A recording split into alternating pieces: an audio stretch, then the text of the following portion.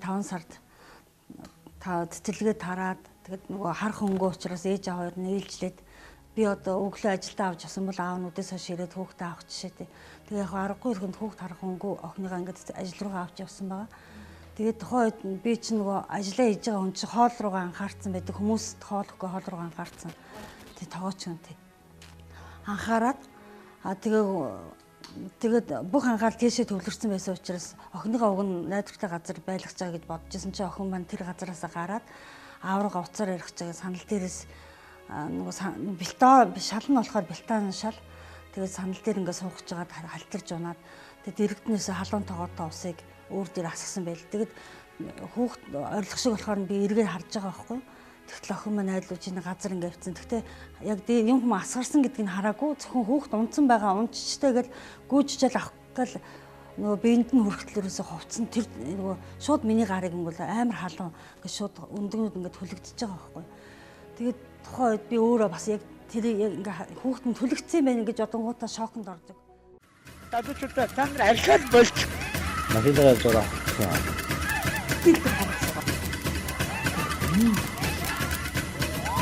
Бидний араас битгий ор нэг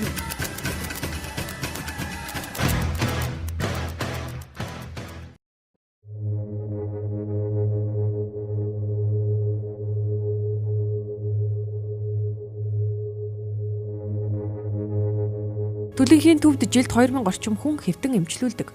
Үүний 70 орчим хувь нь тэгээс 5 насныхан эзэлдэг байна. Дэгж дэрвж байгаа нэлх хүрээ түлжигсэн эцэг эхчүүдийн олонх нь халуун хоол зайгаа хүүхэд хүрэх газар тавьсан. Ус буцлагч халуун тогоотой зүйлээ хүүхдийн мөр дээр байрлуулсан зэргээс үүдэлтэй байдаг гэж эмч мэрэгчлэтнүүд халаглан яриад удаж байна. Томчуудын энэхүү хайнга хинэггүй хандлагаас болж олон мянган нэлх хүрс өнөөдөр шархандаа халуурч аврал ирэн уйлж байна. За яг манай засгийн хөдөлгөөс Монгол улстай ганц байгаа тасаг Монгол улс одоо тохиолж байгаа төлөвлөлт хөлдөлт.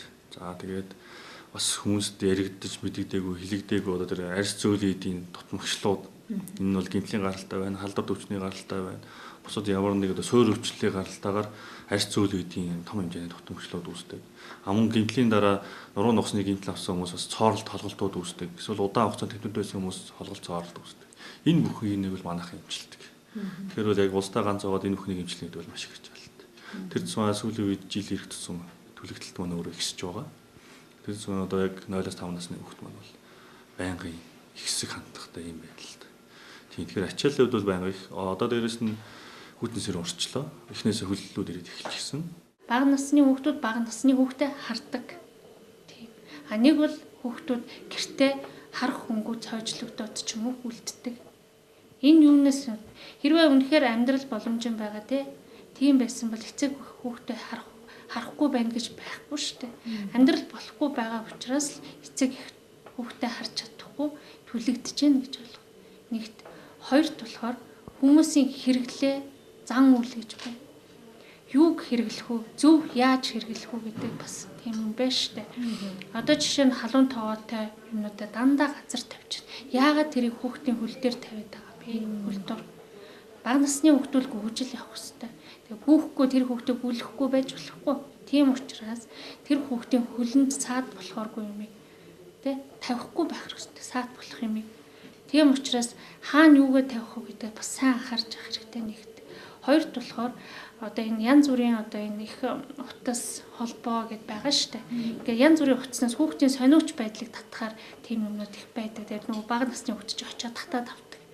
Ус буцалгагчийг үл өрөөсө утаснаас нь очиж татаад түлэгдсэн тохиолдолд бол маш их.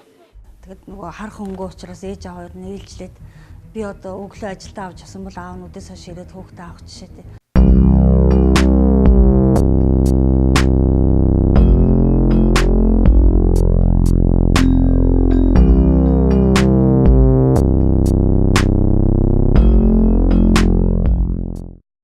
Ороод тэгсэн ч гэсэн би ямар ч ухаанаа алдчихгүй тул хүүхдэд татчихаараа хүүтэн усаар нөгөө хувцсан дээгүүр нь хүүтэн ус ингээ асгаад тэр ямар ч хутга мутгаар ямар ч ойролцоо байгаа багжаар ингээ хүүхдийнхээ хувцсыг тайлаад хүүхд ингээ харсан хамаагүй ингээ зулгарчсан үнэхээр хүн аргад үнэхээр бэрх айгүй хэцүү байсан. Тэгээд манай тоогооч маань намайг юу байсан л да машин дуудаад ерөөсөө шууд имлэг явъя гэх. Тэгээд хүүхдийнхээ бүх хүчийн тайлбар адиал нь боогоор тэгэл шууд ингээ имлэг рүү явсан байгаа.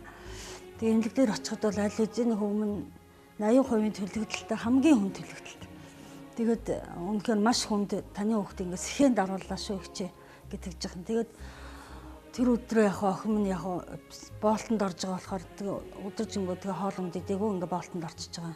Тэгээд орой болоход миний охины бие ингээ муудаж эхэлсэн. Үнэхээр ингээд айгүйх муудаал эмчнэр ингээд том жижиг эмчнэр орж гараал ясан л да. Тэгээд тухайн үед нь охиныгаа бүр ингээд шок бүр нилээн ингээд шоконд ороод одоо баг өөр тишээ явах дайны болцсон гэж би бол ойлгохгүй байгаа шүү дээ. Эмнэлгээр ирж байгаа авагдана гэж л очиж шүү дээ хүн ямар ч хүн.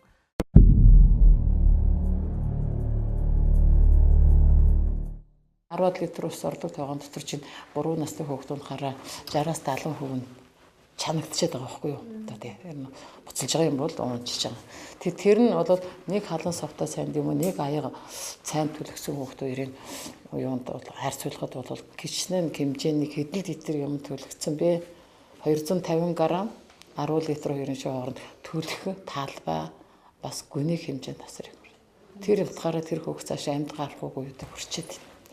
Тэр нэг тийм тоогоо хэрвээ авдаг хэрэгэлдэг бол хүүхдийнхээ гар хүрхгүй гүйж бод хүүхд нь дотор нь унчихгүй тийм нөхцөл дотор тавих хэрэгтэй байгаа байхгүй юу. Одоо бидний хийсэн судалгааны үр дүнгээс болвол тухайн тэр одоо төлөгдөлтөнд тийм ээ мөн осол гэмтэлд өртөгдөд байгаа хүүхдүүдэд бол ихэнх нь буюу одоо 65-аас бараг 60 манай судалгааны үр дүнгээс шүү дээ 65% нь бол дандаа одоо эцэг эхтэйгээ хамт байхдаа бол осол гэмтэлд өртөгдсөн байгаа хүүхдүүд.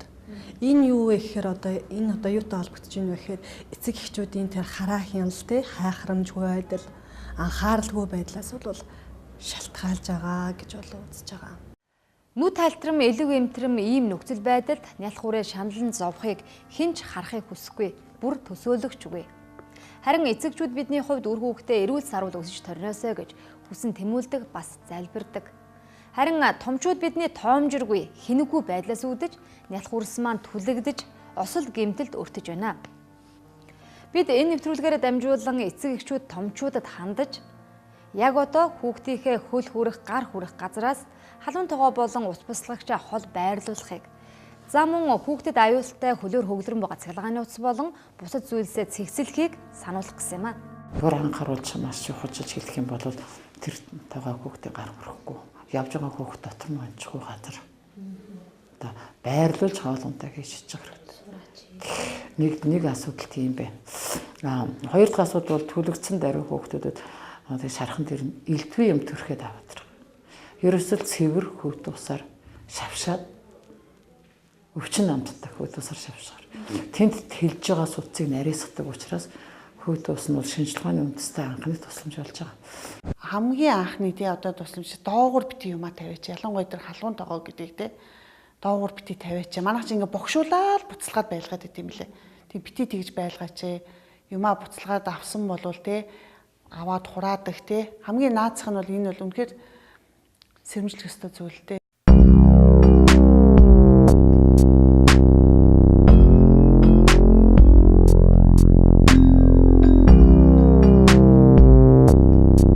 Энэ бол бодит түүх. Цэцэрлэгийнхээ төгсөлтийн баяраар шилдэг авиаслаг хүүхдээр шалгарч дэгж дэрвж явсан 5 настай охин нь хормын дотор ус буслагчтай ус татаж асгаж нүд тайлтрам түлэгдсэн нь энэ гэр бүлийн хувьд хамгийн аимшигт хар өдөр байсан юм а. Тийм ч учраас халуун хоолцайгаа хүүхдээс хол байрлуулж эцэг эхчүүд томчуудыг анхаарал болгоомжтой байхыг энэ ээж бусдад үргэлж сануулдаг.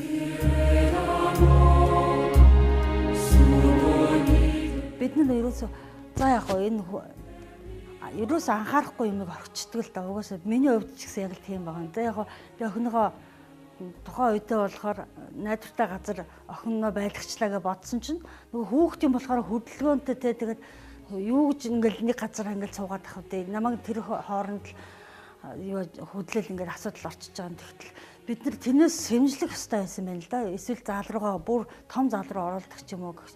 Гэрээ нөхцөл болохоор тэр халуун тогоо, ус буслагч, халуун цай. Би тэгээ одоо бүр айлд орох тоолондоо өөрөө ихгүй ингээд нөгөө харц маань тэрлүү чиглэлчээд идэг. Ягаад гэвэл нөгөө өөрөө ихгүй тэр хүмүүс дандаа буруу газар байрлуулдаг. Тэгээд тэрнээс болоод нөгөө хүүхд нөгөө ингэдэх магадлал, эрсдэх магадлал айгүй их байдаг. Тэгээ дээр үд чинь бидний бас нөгөө би ингээ бодож байна л да. Дээр үд ээж аав нар ингээ борцог хийгээр орон доогоор ингээ Монгол гэр мөртэй байдаг шүү дээ. Тэгэл орон доогоор дүүгээ аваад хиншүү мэншүү гэл ингээ. Тэгэхээр наадах нь яг хиншүү гинээс хамгаалахаас гадна хамгийн гол нь тэр халуун тос цайнаас ингээ хамгаалж исэн юм байна. Гэх мэтлэнгээр ерөөсөө бас ингээд бодоочтой юмуд айгүй их гарч ирд юм. Тэгээ ерөөсөө ээж аав нар ерөөсөө хүүхдээ ерөөсөө хайхрамжгүй хайж болохгүй юм. Тэгэл ерөөсөө бидний нэг жоохон хайхрамжгүй алдаа тэгээд насан турш юм ирэмдэг. Одоо бол миний хувьд бол хүүхдээ ингээд сэтгэл санааны хувьд ч гэсэн ирэмдэг болгочихж байгаа юм. Галт үлдэг айлууд гэж болно. Галын хамгаалт хийх ёстой шүү дээ. Тухайн нэг одоо хүүхэд гар хүрэхээс одоо хамгаалагдсан тийм ээ. Тийм хамгаалт хийн. За мөн одоо гимтэлтэй одоо залгуур, халуун тогоо эднэрийг хэрэгэлдэг. За эдгээрийг бол холуур одоо бас хүүхдээс хол одоо хоол цайгаа хийн. Мөн одоо тэр гэрийн цахилгааны утсыг одоо үнэн дээгүүр одоо гэрийн одоо хан үнэн дээгүүр явуулдаг ч юм уу, эсвэл одоо тэр араар харагдахгүй далд газраар одоо байрлуулдаг ч юм уу. Иймэрхүү энгийн жишээнүүдийг бол авах хэрэгтэй л дээ. Дээрээс нэг юм сануулж ирэхэд бас хүүхдээ хөхүүлж явахдаа аягтай хоол цайгаа дээр нь барьж идж байгаа тэрийг хасгаад төлчихдөг. Энэ бас их харамсалтай. Тэгэхээр бол урсан зэрэгэл уул нь бүрэн боломжтой. Гэхдээ бол одоогор бол багасах биш улам нэмэгдээд л байна л да. Халуун тогоотой хоол цайнд унаж түлэгдэх. Нял хүүхдээ тэрж байх үедээ халуун хоол цай ууж байгаад дээр нь асгаж түлэх. Хүүхдийн гар хүрэх газар халуун хоол цай тавьснаас болж хүүхэд өөрлөгөө татаж унгах. Вананд хийсэн халуун усанд түлэгдэх зэрэг тохиолдлууд маш элбэг байдаг. Хүүхэд түлэгдсэн үед үзүүлэх анхны тусламж. Хүүхдээс түлэгдэлт үүсгэж байгаа хүчин зүйлсийг салгаж холдуулах. Тухайн түлэгдсэн хэсэгт хувцастай байвал хувцсыг болгоомжтой тайлах. Түлэгдсэн хэсгийг урсгал усанд барьж сойх. Тасалгааны температуртай усанд 10-аас 20 минут. Гар доорх ариутгсан материалаар боолт хийх. Түлэгдэлт их өвдөлт өгдөг учраас өвчин намдах арга хэмжээ авах. 103 дуудах мөн заавал мэрэгжлийн эмнэлэгт үзүүлэх. Тэгэхээр миний дүүнэр тоглож байхдаа халуун хоол цайнаас боломжтой байгаарай.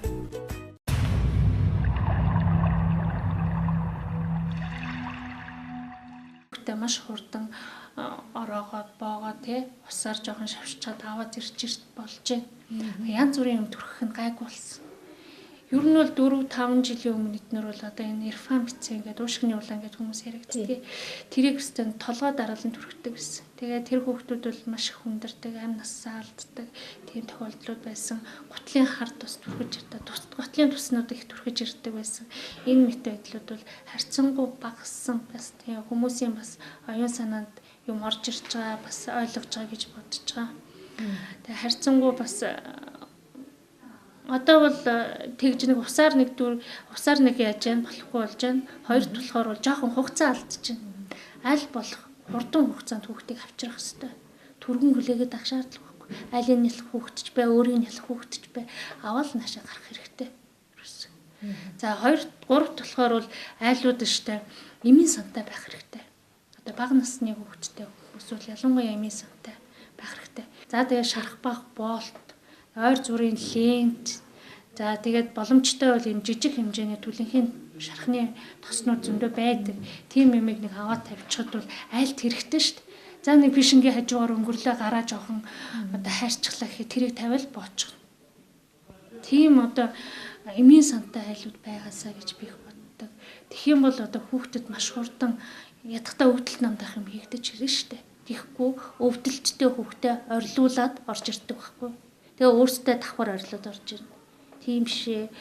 Өөртөө аль болох зөв тий тэрийг хараад айхтай болно биш, зөв харах хэмжээ авчил сурахтай бол. Тэгээ ирсний дараа бол мэдээж хүүхдийн биеийн байдал хүнд юм уу хөнгөнөөс хамаарат тасаг болон сэхэн шилжиж ирдэг.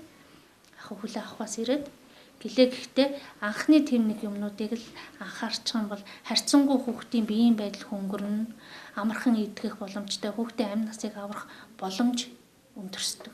Одоо энэ түлэгдэлтийн дараа анхны тусламжийг маш буруу үзүүлдэг. За сүүлийн үед яг тодорхой хэмжээнд бас мэдээлэл аваад усаар хөргөх, тэ шархны орчингийн саарн хөгжүүлэх өвдөлтийг намдах энэ арга хэмжээг авдаг болж, гэхдээ энэ дээр гардаг бас нэг нийтлэг алдаанууд их байгаа.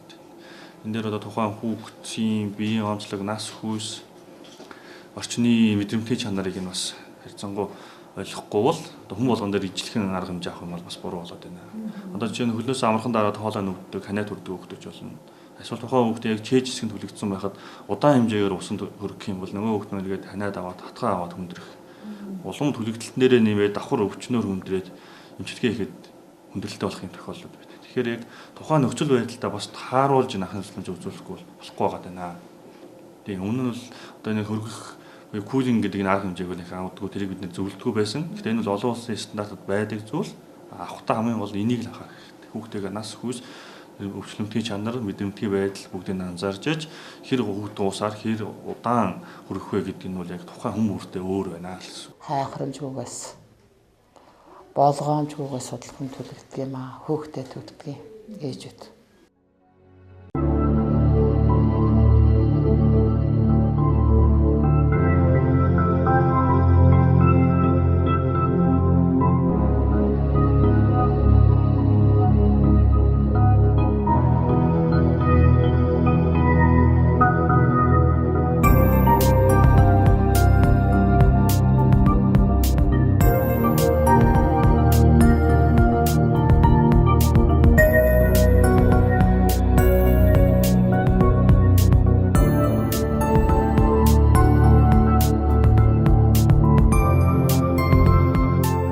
Аврал эрен уйлж шаналж байгаа энэ бяцхан үрсийн төлөө Түлэнгийн төвийн эмч нар байгаа нөхцөл боломжийг ашиглан сэтгэл зүрхээр ажиллаж байна.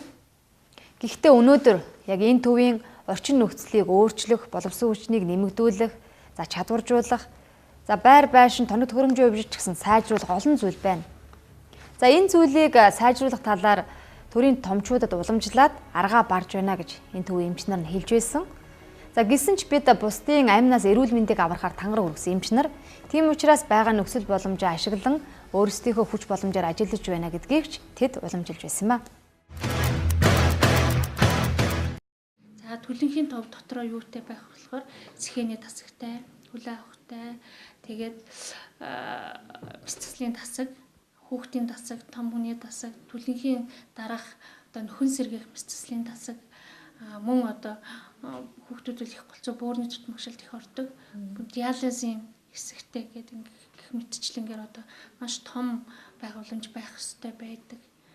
Гэтэл бол тийм боломж байхгүй байгаа. Манай тасгийн хувьд бол одоогоор бол үйл ажиллагаа хумигдсан. Дээрэс нь болохоор түлэнхийн тасаг маань бол одоо бүх аймаг сумуудаас арсны tutмагшил, зөөлөн эдийн tutмагшилтай, хаалганы дараах зөөлөн эдийн tutмагшилтай хүмүүсийг бол авч хэмжилдэг байсан. Одоо энэ үйл ажиллагаа бүгд хумигдчихсан байгаа. Тэгээ холголт соролтой хүмүүсийг авч хэмжилдэг байсан. Тэгээд бид нар бол одоо зөвхөн түлэнхийг л хэмжилж байгаа. Заах бидний түлэнхийн гарын авлага нэг англи ном, Америк ном байна. Тэрэн дээр бол Америкийн стандарт гэж байгаа. Нэг 3 сая орчим хүнд бол нэг түлэнхийн төв байна. Төв гэдэг нь бол бүр цогт том үйлчлэг явуулдаг, маш том төв байгаа шүү дээ. Тэгээд одоогоор бол Америкт нийт 123 төв байгаа. За энэ төвийн доор бол 3 шаталтай эмнэлгүүд байж байгаа. 1, 2, 3 дахь шатал гэдэг. Энэ нэг түлэнхийн тодорхой хэмжээний бас мэргэжлийн үйл ажиллагаагаа үзүүлдэг. За их шатлыгаа хүрээд хийх эмчилгээнийх нь үйлчлэгнүүд нь хязгаарлагдмал тийм. Нэгдүгээр шатвал дөнгөж анхны тусламжаа үзүүлээд ялгаан ажиллагаа хийгээд дараа шатлгаа явуулдаг ч гэдэг юм уу. Тэгэл хамгийн хүнд хамгийн их эмчилгээ шаардлагатай тэр тохиолдлууд нь төвдөө очиж эмчилүүлдэг. Ийм шатлалтай л байдаг л да. Өмнө нь одоо бид нар дээр Франц эмчнэр ирж хамтарч ажилладаг. Тэднийхээр бол 350-400 мянган хүн натунд нэг том түлэнхийн тасаг байх хэрэгтэй гэсэн юм стандартаас үүд юм байна. Ер нь цаашдаа төр засагт хэлэхэд бол нэг 2 давхар байшин ч юм уу. Бидний одоо тэр хийсэн зураг төслөөр 7 давхар байшин зураг төсөл хийсэн.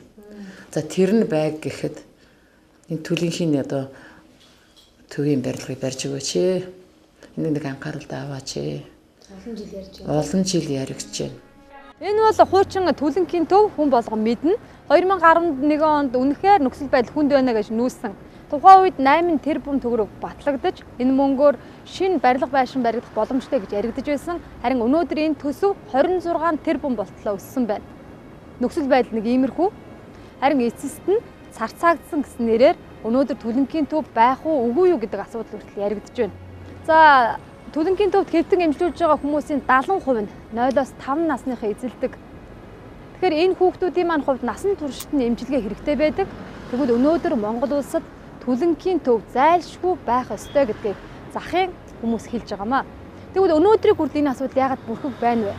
Энэ асуултыг олон хүмүүс асууж байгаа ч гэсэн миний хувьд дахин асууж байна.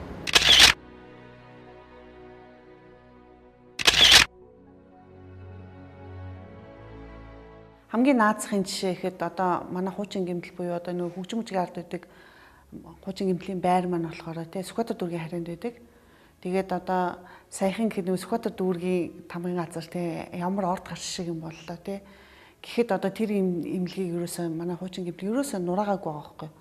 Зүгээр л дээрээс нь ингээл нураал имтрээл ингээл байж байгаа тий.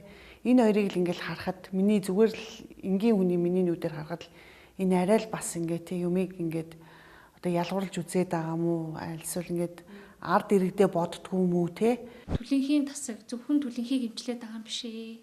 Энийний дараах одоо нөхөн сэргээ хэмжлэгээ тэр хүүхдийг чинь амьдралд одоо гар гэдэг бол хүний амьдралын одоо бас их чухал хэрэгтнүүдийн нэг. Тэрнээс гадна хөл нүүр гэл маш олон юмн дээр хийж байгаа ш. Тийм болохоор бол хүүхдийн ирээдүй Монголын ирээдүйг хэмжилж байгаа л гэж ойлгож болно. Хэрвээ гарын татанхаа юм хүүхд бол тэр амьдралдаа бол амьдрал бүрэн гүйцэд амьдарч чадахгүй шүү дээ. Тийм болохоор бол амьдралын чанартай амьдруулах, тий ирээдүйдээ одоо ихтгэлтэй амьдрах. Тийм одоо Монголын ирээдүйг л одоо аль болох эрүүл байлгах юмыг л хийж байгаа байхгүй. Тийм болохоор бол түлэнхийн төв одоо яагаад хүүхдүүд эмчлэгдээд яагаад байгаадаа ч биш. Гол нь эн чинь Монголын ирээдүй явж байгаа байхгүй. Тийм болохоор үнэхээр Монголоо гэж бодсон тий ирээдүйгээ гэж бодсон хүмүүс бол түлэнхийн тодорхой хэмжээний хөрөнгө оруулалт хийж энийг бол улс бол анхаарах ёстой. Хичнээн одоо бид нарыг айхтар анхаарахгүй ч гэсэн хингийн хүмүүс их анхаарч байгаа шүү. Бас ийм хүн байдгийг мэддэг шүү. Ийм хүмүүс байгаа шүү гэдгийг бас хүмүүс мартахгүй тусалж байгаад бол их баярлалтай. Гэхдээ энэ түлэгдлийг бол ядуу буруу орны өвчин гэж зарим хүмүүс яриад байгаа. Энэ нөгөө талаараа бол өрөөсгөл юм байна. Яг тэгэхээр Монгол улс дандаа ядуу буруу авах тодорхой хэмжээнд хөгжих юм бол үйл төрлөө төгжин, том өндөр барилгууд төгжин ч гэдэг юм уу. Ингээд ирэхээр эргээд энэтэй холбоотойгоор олон нийтийн хамс том хэмжээний осол гамшигуд болох магадaltaй, том үйлдвэрүүдэд дэлбэрэлтүүд болох магадaltaй. Эндээс мэдээ дандаа түлэгдэлт үүснэ. Тэр чинь имжлэг бас төв байх хэрэгтэй. Нэг талаасаа харахад бас түлэхийн тасаг гээл түлэгдэлт гэхээрэл зүгээр найрсны хэсэг нь түлэгдээд нэг шарах үүсдэг тэрийг зөв имжлэл болчих юм шиг ойлгодог боловч бас нөгөө талаасаа бол энэ бол өрөөсгөл ойлголт юм байна. Түлэгдэлт үүснэ тэр том хэмжээний шарахтай, шарахыг нь эхний удаад имчилнэ. Тэр үл зөвхөн ихний имчилэг. Дараа нь энэ хүн зүгээр маш их хэмжээний сорвитой үлдэн. Энэ сорвиг нь нөхөн сэргээх реабилитацийн имчилгээ хэрэгтэй. Нөхөн сэргээх пластик мэслийн имчилгээ хэрэгтэй.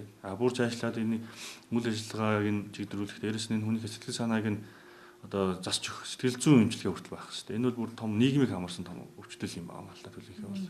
Алхам бүртээ анхааралтай, аюулгүй байдлаа хангах хэрэгтэй.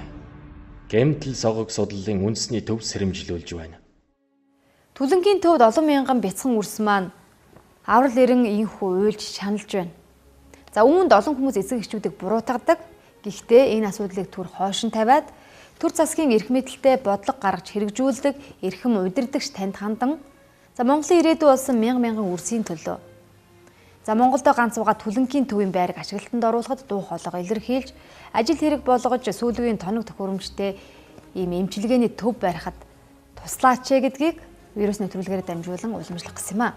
За эцэст нь хэлэхэд томчууд бидний хаанга тоомжиргүй байдлаас болж дэгж дэрвж байгаа бяцхан үрс маань түлэгдэж осол аваарт өртөж байна гэдгийг дахин сануулъя. Тэг яг хөтэ ээж аав нартай хандаж хэлгээд ирүүн бид нар нөгөө сансаргүй байдлаас л ерөөсөө бүх юм болчиход байдаг. Тэгэл санаатай гэж ерөөсөө яадаг шүү дээ. Бид нар өөрсдөө санаандгүй тэгчлээл гэл санаандгүй тийм болчлоо. Тэгээд тэр бүх юм чинь бас нэг санамсаргүй гэдгээ биш. Бас л нэг танаас санамсартай л болчиход байгаа байхгүй юу? Хайхрамжгүйгээс болгоомжгүйгээс судлахын төлөвлөдөг юм аа. Хөөхтэй төвддөг ээжүүд. Тэгэхээр зэрэг ерөөсөө л бид нар халуун тогоо тэр ус буслагч эсвэл нэг боов чансан тэр тогоо ч юм уу ер нь тэгээд халуун цай байсан ч тэр чинь бас ноцтой халуун байвал бас л хүн төлнө гэх мэтлэнгээр ер нь ганцхан төлөхийг гэлтгөө өөр ямар ч өвчин бас хэцүү шүү дээ. Тэгэл бид нар өөрсдөө л ер нь өөрсдөө хайрлж хамгаалахгүй юм дөө бид нар хэн ч хамгаалахгүй. Тэгээд ээж аав нар бол бас өөр хүүхдүүдэл бас нэг тэр халуун бүх юмнаас болгоомжлоосай л гэж би хэлэх гээд байна л да. Залуучуудаа та нар архиад болж. Машинаараа зураа.